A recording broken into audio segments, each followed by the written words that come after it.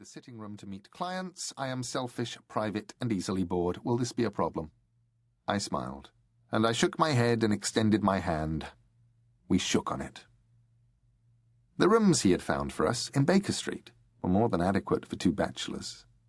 I bore in mind all my friend had said about his desire for privacy, and I forbore from asking what it was he did for a living. Still, there was much to pique my curiosity. Visitors would arrive at all hours, and when they did, I would leave the sitting room and repair to my bedroom, pondering what they could have in common with my friend. The pale woman with one eye bone white, the small man who looked like a commercial traveller, the portly dandy in his velvet jacket, and the rest. Some were frequent visitors. Many others came only once, spoke to him and left, looking troubled or looking satisfied. He was a mystery to me. We were partaking of one of our landlady's magnificent breakfasts one morning, when my friend rang the bell to summon that good lady. There will be a gentleman joining us in about 4 minutes, he said. We will need another place at table.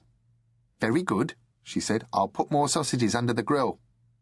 My friend returned to perusing his morning paper. I waited for an explanation with growing impatience. Finally, I could stand it no longer.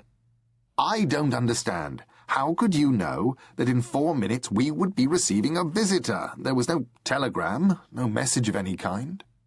He smiled, thinly. You did not hear the clatter of a brougham several minutes ago. It slowed as it passed us, obviously as the driver identified our door. Then it sped up and went past, up into the Marylebone Road. There's a crush of carriages and taxicabs letting off passengers at the railway station and at the waxworks, and it is in that crush that anyone wishing to alight without being observed will go. The walk from there to here is but 4 minutes. He glanced at his pocket watch, and as he did so, I heard a tread on the stairs outside. "Come in, Lestrade," he called. "The door is ajar, and your sausages are just coming out from under the grill." The man I took to be Lestrade opened the door, then closed it carefully behind him.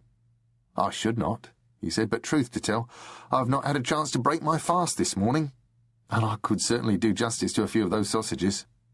He was the small man I had observed on several occasions previously, whose demeanour was that of a traveller in rubber novelties or patent nostrums.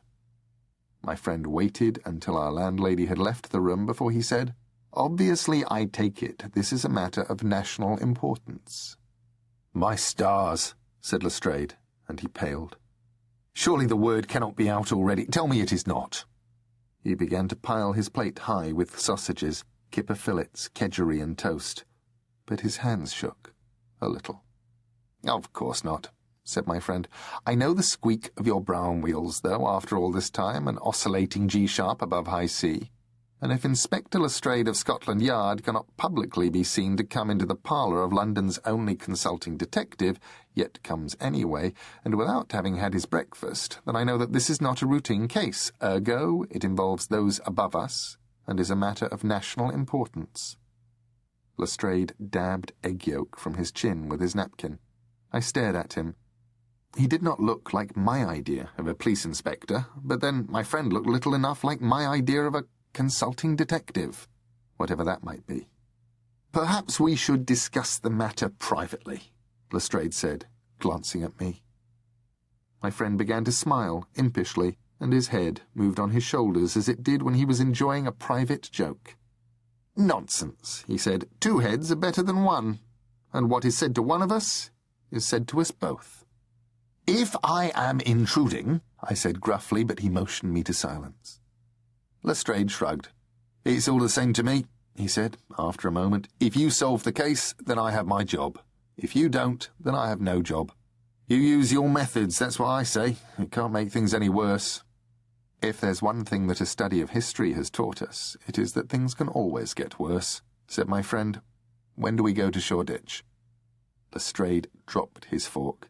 "This is too bad," he exclaimed. "Here you were making sport of me when you know all about the matter. You should be ashamed." "No one has told me anything of the matter.